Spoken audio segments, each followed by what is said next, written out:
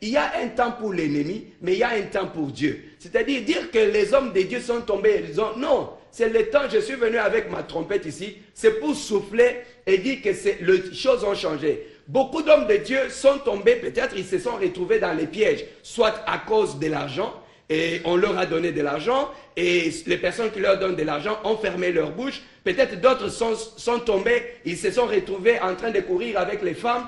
En courant avec les femmes, ils se retrouvent maintenant incapables de prêcher le message pour lequel le Seigneur les avait appelés. Mais est-ce qu'il faut les laisser à ce point-là? Non. En tant qu'apôtre, ma mission n'est pas de rester assis dans l'église. Ma mission, c'est de soutenir le corps du Christ. Parce qu'aujourd'hui, nous n'avons pas le corps du Christ au Congo. Nous avons que les membres du Christ. Les membres en plusieurs morceaux. Oui. Alors, vous voyez que la tête est à côté, les bras est à côté, la jambe est à côté. C'est vraiment un corps mutilé. Alors, on n'a plus un corps. Tel ne s'entend pas avec tel autre. Et c'est compliqué. Et là, quand l'église est malade, les pays ne peuvent pas penser vivre en paix. Pourquoi? Parce que ce soit les politiciens, tous les politiciens appartiennent à un mouvement religieux ou à un autre, dans une église ou dans l'autre. Et quand il y a la haine, quand il y a la division entre les gens, pensez-vous, et cette haine qui est dans le pasteur aujourd'hui peut être transmise chez les membres. Et voilà, on a alors le pays en morceaux. C'est-à-dire, de la même manière que le corps du Christ est en morceaux, c'est de la même manière que le pays est en morceaux. Or, si le corps du Christ redevient corps, on cherche à travailler, on cherche à se réconcilier, on cherche à arranger ce qui doit être arrangé, je pense que ça va aboutir à une nation forte. Parce que le Congo est aussi un. Il faut travailler pour que le Congo soit un. Mais pour que le Congo devienne un, il faut d'abord commencer le travail par l'église. Voilà, le mois de janvier, le 10 janvier, nous organisons un programme de prière. Nous allons prier pour les pasteurs. L'église, le membre, toute personne va prier pour les pasteurs. Non pas seulement accuser les pasteurs qu'ils ont fait ceci, qu'ils ont fait cela, mais nous devons prier pour eux, afin que Dieu puisse les restaurer dans leur chemin. Alors, tout celui qui avait les accusations contre les pasteurs, bien aimé, il est vrai, un homme peut tomber. Je n'ai pas une histoire que quelqu'un va dire que voilà, et ainsi de suite. Mais j'ai reçu le mandat de me tenir pour le corps. J'ai reçu ce mandat de me tenir pour le corps du Christ, relever ceux qui sont tombés. Nous en avons besoin. Je ne peux pas faire l'œuvre de Dieu seul. Papa Tankeza ne peut pas faire l'œuvre de Dieu seul. Papa Mukuna ne peut pas faire l'œuvre de Dieu seul. Mais aujourd'hui, vous allez voir que c'est compliqué. C'est compliqué. Mais apôtre, j'aime bien vous parler bien, mais le mawa. En fait, j'ai comme l'impression que vous venez tôt tard. Le mal, il est tellement profond que la chose, elle est déjà pourrie, que j'ai comme l'impression que vous êtes dans des vœux pieux, comme on dit, mais qui auront du mal à se réaliser dans ce pays. Je ne sais pas, peut-être que parce que vous êtes parti, ça fait très très longtemps. Non. Mais je suivais la situation du pays. Ici, dans ce pays, oui, nous avons des pasteurs qui se sont retrouvés devant les juges, qui se sont accusés de tentatives de meurtre, qui ont divorcé, qui ont pris les femmes des uns et des autres. Le mal, il est tellement profond qu'aujourd'hui, nous, on commence même à se dire, mais entendre un discours comme ça, j'ai comme l'impression que c'est un discours détaché de la réalité. Non. Je veux dire une mon chose. impression. Ce n'est pas d'abord même un vœu, mais c'est parce que pendant que je suis en train de parler, au Congo, il y a les magiciens, il y a les sorciers, non? C'est-à-dire, ils peuvent regarder et comprendre, ils me regardent bien, ils peuvent détecter qui est en train de parler. C'est ça que je suis en train de dire. Alors, il n'y a pas, vous savez, quand Dieu veut faire quelque chose, ça n'a pas besoin, je n'ai pas besoin d'une association. Je n'ai pas besoin d'un rassemblement de gens. Il a fallu un homme, Élie, pour qu'il puisse déclarer qu'il n'y aura pas la pluie pendant 3 ans et 6 mois. Et il n'y avait pas la pluie. Et après, la même personne, Élie, était capable de prier pour que la pluie puisse revenir. Moïse était capable d'utiliser son bâton et la mer Rouge a été séparée. Alors, il n'y a pas une situation impossible. Parce que si vous dites aujourd'hui que l'Église se retrouve dans une situation difficile, ce qui veut dire qu'il n'y aura pas la solution au Congo. Non, mais je vais vous dire que il y a la solution pour l'église. Comme je suis en train de parler. Le Congo parler. est un pays laïque. Parlez de vos églises, parlez des problèmes que vous avez entre La vous. laïcité, c'est quoi? Le Congo, c'est un pays laïque. La Constitution parle de la laïcité. Vous-même, vous ne savez pas vous arranger. Vous dites que vous avez un esprit sain et tout. Et tous les pasteurs ne s'entendent pas. Vous n'avez pas encore réglé vos problèmes. Vous pensez régler le problème du Congo. Non, c'est quand même mais ça. Non, nous sommes arrivés au moment de la manifestation de la puissance. Vous comprenez ce que je vous dis? Quand on parle, bon, vraiment, si je veux parler de la laïcité, en vérité, c'est toute une religion en soi. Parce que la laïcité découle de ces principes de Nietzsche, le philosophe allemand, qui dit que la vérité ne se trouve ni dans la thèse ni dans l'antithèse, mais se retrouve dans la synthèse qui regroupe la thèse et l'antithèse. Ça, c'est le principe diabolique.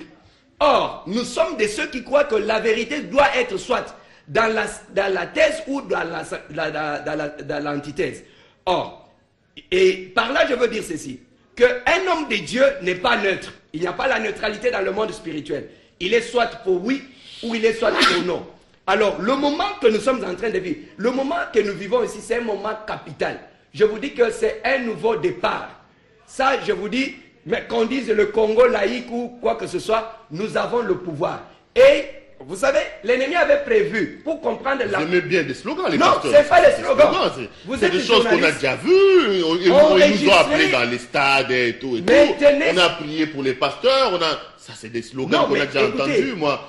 Ça fait 8 ans, 5 ans que je suis dans cette émission. Ça, c'est pas la première fois que j'entends ce genre de choses. Moi, je parle avec... ce n'est pas la première fois que je parle d'une situation dans une nation.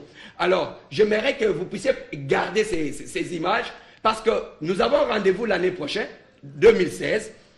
Déjà, l'agenda de l'ennemi qui était pour faire couler le sang en République démocratique du Congo, c'est-à-dire cet agenda est arrêté et est déjà stoppé. Est déjà neutralisé. Ça, c'est pour déjà vous dire que nous avons le contrôle.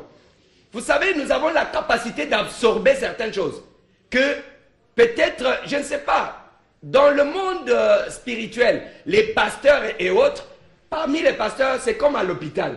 Nous avons les dentistes, nous avons les gynécologues, nous avons les ophtalmologues, nous avons les pédiatres. Alors, chaque pasteur a une mission. Alors, si je suis aujourd'hui un apôtre, je connais le mandat que Dieu m'a donné. Je connais la capacité que Dieu m'a donnée. Alors quand je vous dis que le corps du Christ sera réconcilié, quand je vous dis que, parce que toute personne qui s'opposera, quel message la personne donnera pour justifier la division? Aujourd'hui, le pays parle du dialogue. Il n'y a pas de dialogue sans réconciliation. Pourquoi? Les gens peuvent aller au dialogue avec une attitude des soupçons et des préjugés. Un dialogue sans conviction. Un dialogue avec une attitude de préjugés, ça n'aboutit à rien. Maintenant, quand on parle de réconciliation, on parle de l'honnêteté spirituelle. Ça veut dire que je m'approche de vous avec sincérité de cœur. Et je vais vous dire une chose qui peut peut-être choquer les gens. S'il n'y a pas la sincérité, même parmi les hommes politiques, qu'aujourd'hui on a des hommes politiques qui vont peut-être soit dialoguer avec la sincérité du cœur, que voilà que aujourd'hui nous voulons dialoguer pour que le pays puisse aller de l'avant. Mais ils vont dans les intentions de piéger. Que non, nous allons faire tomber tel. Dieu veut arrêter tout ce qui était comme cycle de sang et de violence en République démocratique du Congo. Et pour cela, il faudra que notre actuel président, s'il quitte le pouvoir, il quitte en paix et il reste dans ce pays en paix. Toute tentative de le nuire va, c'est-à-dire ça ne pourra pas permettre les choses faciles. Ça sera difficile même pour l'enlever dans ces conditions-là. Il n'y a que la vérité et la sincérité qui pourra conduire à son départ. Autrement, ça ne se passera pas. Voilà ce que je peux vous dire. Que si aujourd'hui les hommes politiques qui vont dans les négociations, s'ils ne comprennent pas que le temps est arrivé. Vous voyez, depuis Lumumba, Kasavubu, Mobutu et Laurent Désiré Kabila, le président ne font que partir avec des problèmes. C'est un lien spirituel. Alors, il ne faudra pas que le président actuel, Joseph Kabila, parte aussi dans les mêmes conditions. Parce que s'il part dans les mêmes conditions, qu'est-ce qui va arriver? Ça va arriver que le problème des conflits et le sang, ça ne va pas stopper. Nous avons pris le temps toujours à le combattre et lui aussi a pris le temps à se défendre. Et voilà là où nous nous trouvons. Nous devons alors bâtir les choses de sorte que la personne qui va prendre le pouvoir se retrouve dans la tranquillité et ait le temps de bâtir le pays et nous sommes là pour le soutenir afin de bâtir le pays. Alors nous devons stopper toutes ces histoires. Alors quand je vous dis que l'Église a l'autorité, l'Église a la puissance, ce n'est pas un slogan. Vous allez voir ce que je vous dis. Si ce que je dis est faux, vous allez le voir. En église à Kala, on a l'éloté. Église à Kala, pasteur. Avant c'était... Bon, je ne sais pas, moi j'ai... Bon, ça veut dire, vous allez rencontrer toutes les fractions qu'il y a aujourd'hui, vous allez procéder à une cérémonie de réconciliation, où avec vos prières, il y aura une onction, une force que le Seigneur va envoyer pour réconcilier les hommes de Dieu. Parce que moi, je les fréquente, je les connais. Ils sont divisés jusqu'à la moelle épinière, et je ne crois pas une seule seconde que Batata Nyosonga na Yebio pasteur, Baroyo Ganasus. Non, concrètement, la mission, c'est quoi? Qu'est-ce que Dieu vous a dit par rapport à son corps ici au Congo? Vous savez, je suis une voix. Vous savez, entre vous et moi, quand je parle, je ne sais pas comment le Saint-Esprit est en train de convertir la parole que je suis en train de sortir de ma bouche. Et ceux qui sont en train de nous suivre dans leur maison, le Saint-Esprit est aussi en train de faire un travail. Même les hommes de Dieu qui peuvent me suivre, ceux qui ont l'Esprit de Dieu, comprennent, parce que Dieu est un Dieu des temps. Quand la saison de Dieu arrive, il n'y a aucune personne qui a la capacité de stopper. C'est comme quand la saison des pluies arrive. C'est-à-dire, les gens peut-être parlent de la puissance de Dieu, mais je viens de l'Égypte. J'ai vu la main de Dieu. J'ai vu la main de Dieu. Quand je parle des choses politiques, je sais ce que je dis. J'ai vu comment les choses se sont passées. Et ce n'est pas au Congo, parce qu'au Congo, nous avons une mission. Et quand je parle, la mission du Congo ne se limite pas seulement ici au Congo. C'est une mission qui va même au-delà des frontières du Congo. Nous avons une grande responsabilité. Vous savez, si vous êtes une bénédiction pour les nations et que vous ne représentez pas, vous ne reflétez pas cette bénédiction, les conséquences de votre comportement, vous allez en souffrir beaucoup plus même par rapport à ceux qui devraient bénéficier. Et c'est à nous maintenant de prendre notre responsabilité. Vous savez, l'Église était arrivée à un point, c'est l'œuvre de l'ennemi. Je dis, c'est l'œuvre des dieux étrangers. Je viens contre les puissants des dieux étrangers et non pas contre l'Église. Celui qui était blessé dans l'Église, j'ai le devoir de les soutenir. Même si on l'appelait ou il avait fait comment, non, nous devons travailler. C'est un malade à être guéri, non à être soigné, non pas quelqu'un à être éliminé. Je ne peux pas, aujourd'hui, quand je prie pour tout homme de Dieu. Je prie pour toute l'Église. Je n'ai pas de discrimination. On a dit tel fait ceci, il fait tel miracle ou bien il fait tel autre. Non, je dois travailler pour l'équipement du corps du Christ. Pourquoi? Parce que c'est quand l'Église devient forte que notre pays sera fort. Et tant que lorsque notre pays sera fort, notre peuple aussi sera fort. Pourquoi? Parce qu'aujourd'hui, on passe mal, le Congo est malade. Mais on néglige les ressources humaines qui doivent tenir compte qui doivent bâtir ce pays. En commençant par les pasteurs. Aujourd'hui au Congo, on s'est retrouvé avec une situation où on aime la musique, mais on déteste le musicien. On aime l'art, on déteste l'artiste. Alors comment est-ce que vous pouvez aimer la musique et détester le musicien? Non, mais si le musicien ne se comporte pas bien. Non, quand vous avez un pasteur qui fait des dégâts, qui vous dit alors que Paul disait, suivez-moi, je suis imitateur, il faut m'imiter comme moi j'imite Christ. Les pasteurs vous disent, alors nous suivons le message, nous n'aimons pas les messagers, c'est clair.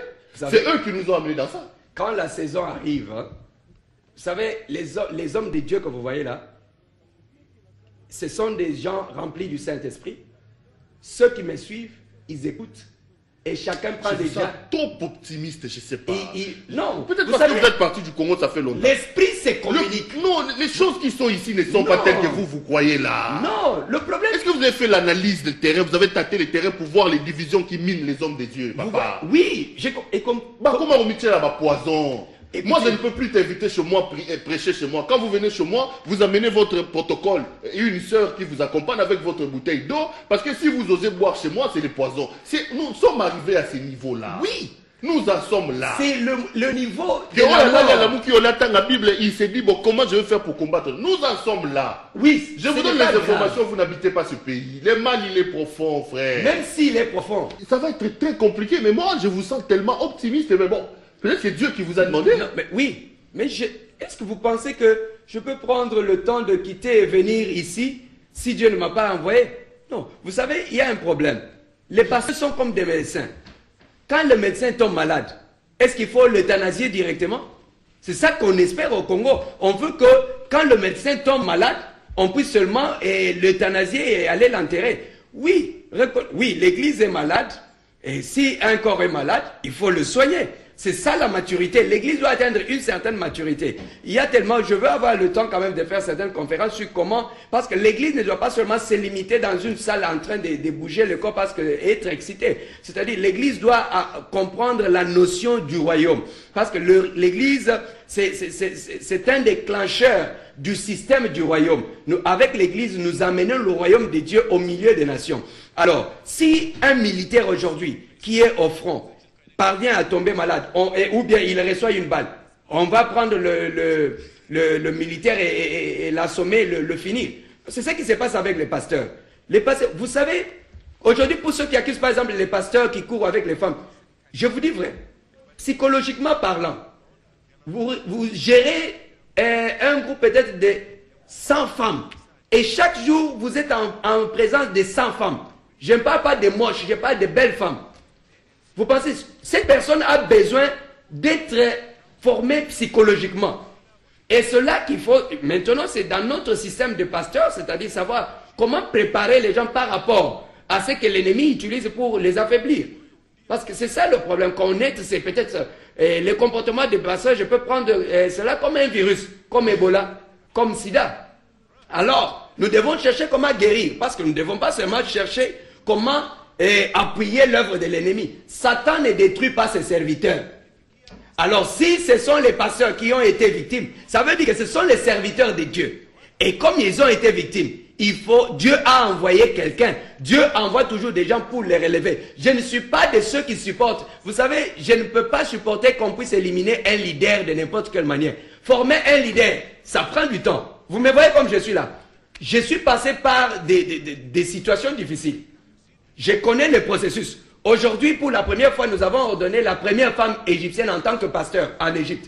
C'est contre la loi.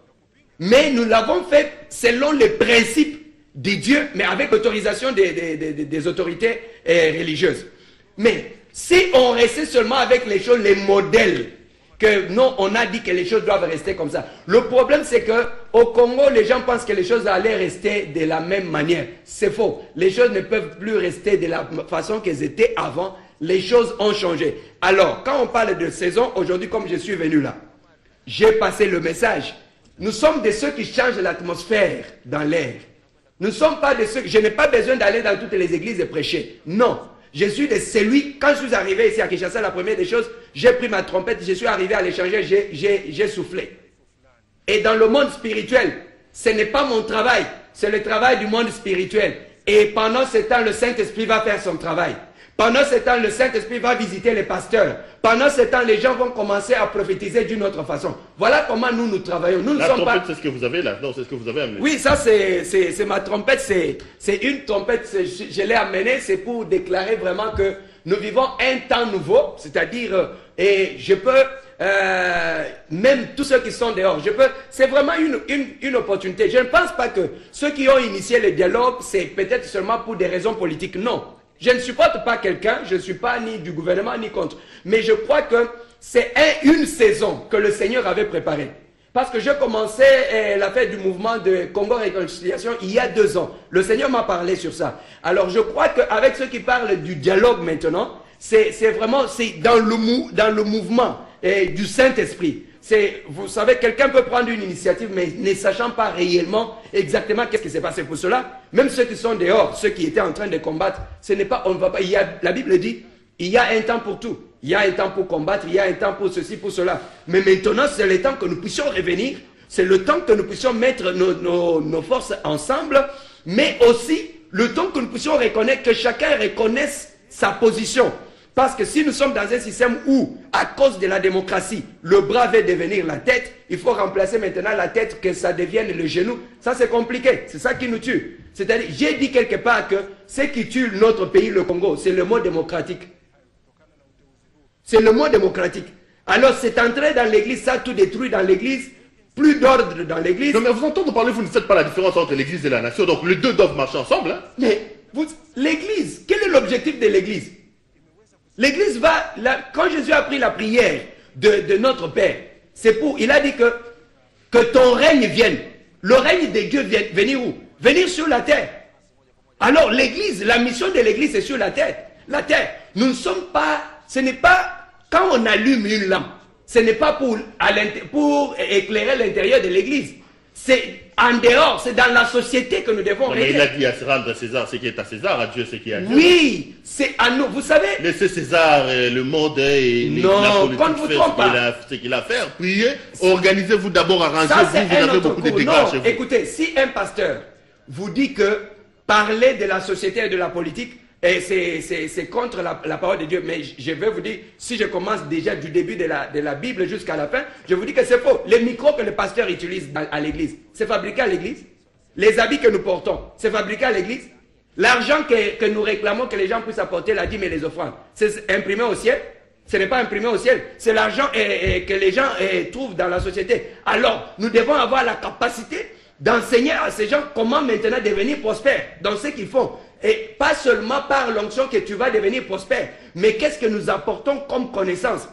Et c'est cela que nous devons, les keyboards, les pianos que les gens utilisent à l'église. Est-ce que ça vient du ciel? Ça vient de la terre. La Bible que nous disons, allez lire la Bible. Beaucoup de gens disent, beaucoup de pasteurs disent aux gens, allez lire la Bible. Est-ce qu'ils savent là où on imprime la Bible? Est-ce qu'ils savent après autant d'années, qu'est-ce qui va arriver à la Bible? C'est-à-dire, nous devons comprendre que l'objectif, la finalité de la révélation, c'est la société. Ce n'est pas le ciel.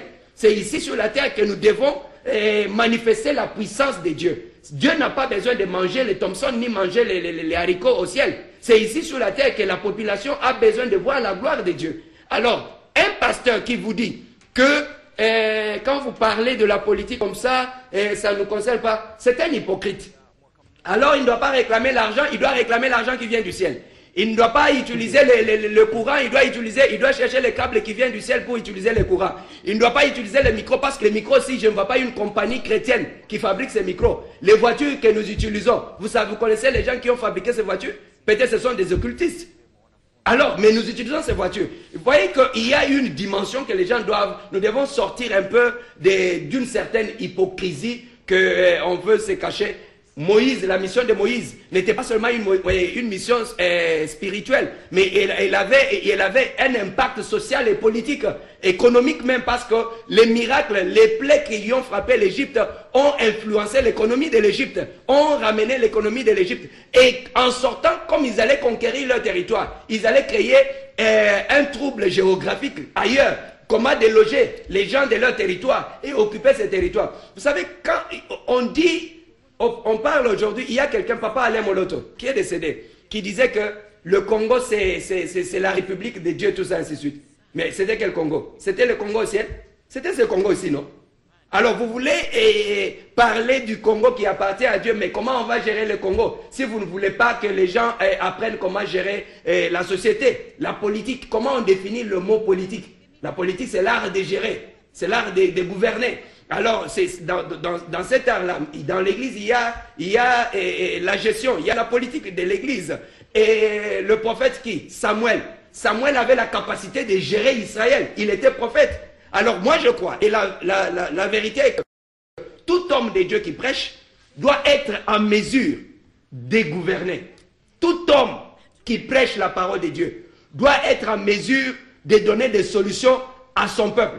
Une église qui ne parvient pas à résoudre les problèmes des gens de sa génération, c'est une église qui a perdu sa mission. Non, la mission de l'église, c'est de nous amener au ciel. Non! La mission de l'église, amener au ciel. Allez, faites de toutes les nations mes disciples, baptisés, le baptisant au nom du Père et du Saint-Esprit.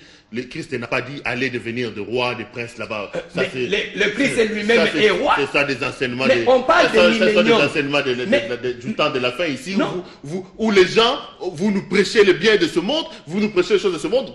Prêchez-nous le royaume. Le Seigneur ne vous a pas dit, le Seigneur a dit, allez faire de toutes les nations des disciples. Je ne parle pas de prêcher les biens du monde. C'est ça l'église. Je parle de ceci. L'église doit avoir la capacité. Nous sommes la lumière du monde.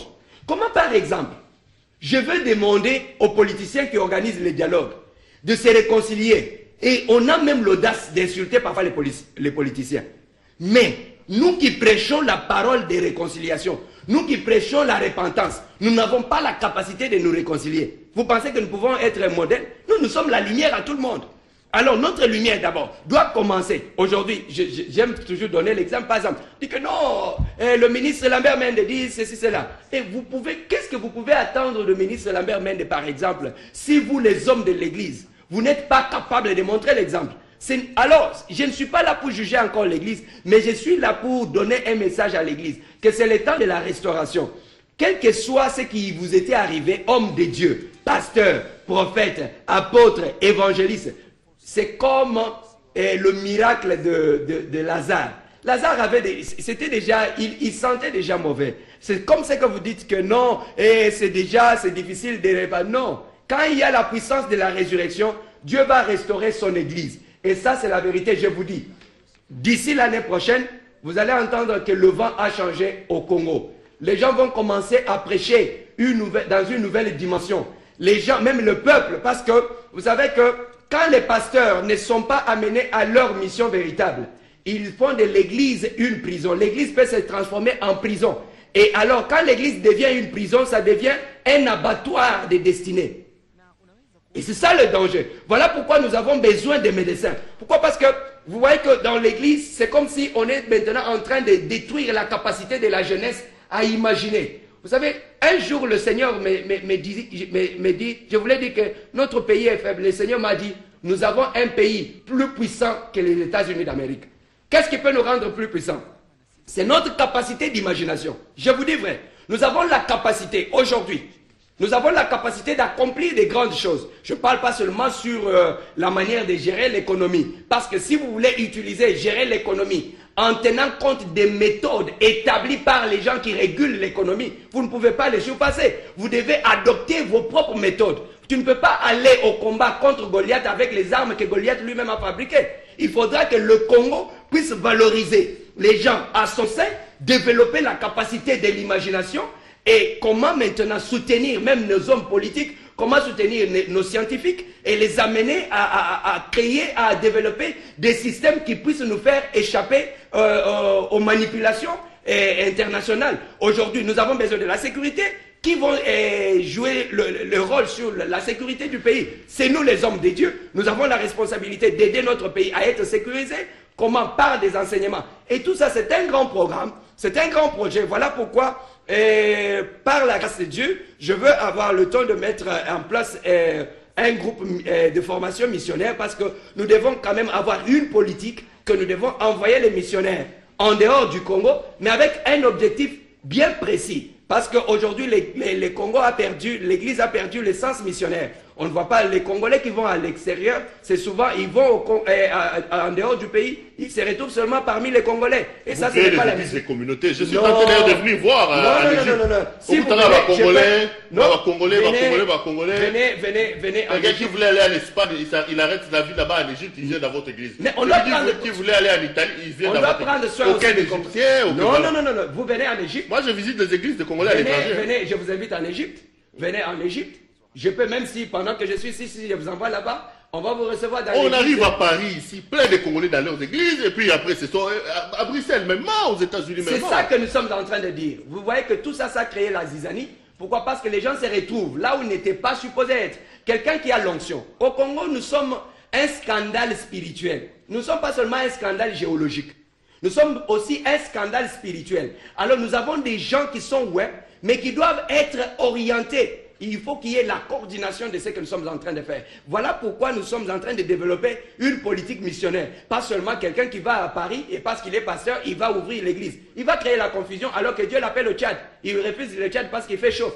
Alors nous devons bannir cet esprit-là et nous devons développer le sens de ce qu'on appelle en anglais l'accountability. C'est-à-dire être capable de donner rapport à la source, c'est-à-dire provenir de quelque part. Aujourd'hui, au Congo, vous allez trouver les églises nigérianes, mais ces églises proviennent de quelque part. Ils sont envoyés quelque part. Mais quand vous voyez un Congolais dehors, c'est toujours les Congolais. Mais je pense que je fais l'exception. Apôtre Patrick Tabernacle Moulounier, on me fait signe qu'on est pratiquement arrivé à la fin. Vous êtes ici en mission en République démocratique du Congo. C'est la première fois qu'on vous reçoit. Je crois que ce n'est pas la dernière fois. En une minute, le temps de lancer votre trompette et de lancer un message à tous les hommes de Dieu qui vous suivent parce que c'est pour eux que vous êtes venus. On va terminer par ça. Donc je vais prier. Je vais souffler cette trompette. Ma prière, ce n'est pas une prière ordinaire. Ce n'est pas une trompette que vous avez ramenée des magiciens de la pyramide, là. C'est une trompette que j'ai eue d'Israël. Ah, voilà. Ce n'est pas, c'est symbolique.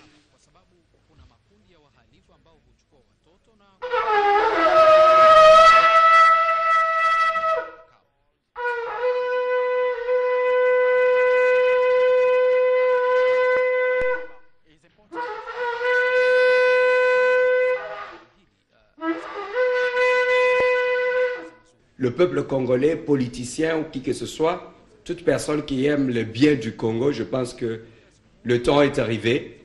Le Seigneur nous aime. Même ceux qui sont en dehors du pays, tous ceux qui étaient, qu'ils ce soit combattants ou qui que ce soit, je pense que par la grâce de Dieu, Dieu nous a visités et Dieu a amené un nouveau vent pour le Congo, pour que nous puissions célébrer. Et je veux prier pour cela. Père éternel, je te dis merci. Je te glorifie pour tout ce que tu as fait. Je te glorifie parce que tu avais préparé ces moments. Je viens recommander le Congo tout entier entre tes mains. Merci Seigneur parce que tu avais dit que tu avais préparé des armes secrètes et que maintenant le temps est arrivé. Tu m'as dit qu'il n'y aura pas le sang. Les Congolais ne vont pas payer de leur sang, mais le sang de Jésus-Christ a déjà coulé pour le Congolais. Je te dis merci pour la paix au Congo. J'annule tous les décrets maléfiques qui subsistaient contre le Congo et contre l'Église, le corps du Christ. Merci pour la réconciliation. Je prie pour la réconciliation du Congo tout entier et je prie aussi pour que ton Esprit Saint puisse guider et diriger le dialogue et que le peuple congolais puisse célébrer pour la gloire de ton Saint-Nom. Merci pour le Congo fort et puissant au nom de Jésus. Amen. Merci beaucoup, apôtre. Je rappelle donc qu'on recevait ce soir l'apôtre Patrick Tabernacle Moulounier. Il est responsable de l'église Revelation Mission Church au Caire, en Égypte. Merci d'être venu nous voir. Revenez quand vous voulez. Madame, Monsieur, cette émission est complètement terminée. On vous dit grand merci de l'avoir suivi. Restez avec nous. Je vous retrouve la semaine prochaine à la même heure et sur la même chaîne. Bonsoir chez vous. Pasteur, merci d'être venu. Merci. Merci beaucoup.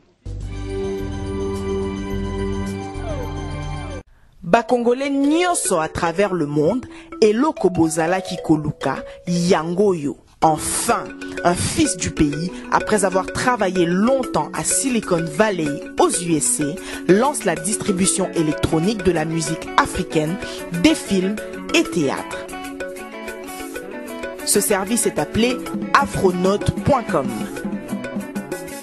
Vous êtes un musicien, acteur de cinéma, ceci est un moyen facile de faire de l'argent en commercialisant votre travail d'une manière transparente et sûre. Quelle est la particularité de ce service? Afronote.com est 100% anti-piratage, paiement 100% sécurisé, utilisation simplifiée, adaptée à la réalité de la musique africaine. En tant qu'artiste, vous pourriez suivre vos ventes sur votre compte et recevoir des paiements mensuels. Message à tous les Congolais de la diaspora et de Kinshasa. Maintenant, vous pouvez facilement consommer la musique, les films de vos artistes préférés en un clic. Afronote.com, musique et films en un clic.